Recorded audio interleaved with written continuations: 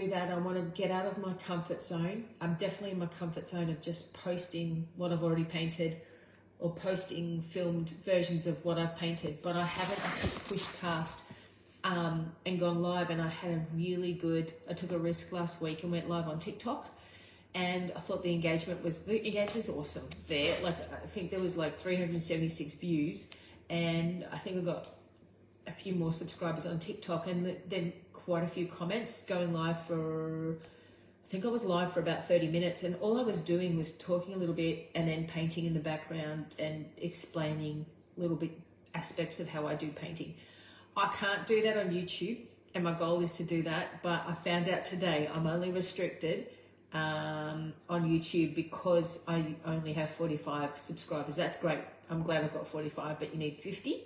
So if you want to go and give me a, what do you call it? Not a follow, a subscribe on Leo Gorman Art under my YouTube channel, that'd be great. Let me know in the comments, because I'll be able to go back to them, and tell me what your #1 challenge is for you, and if there's anything I can do to help you, or subscribe or like one of your posts. I'd love to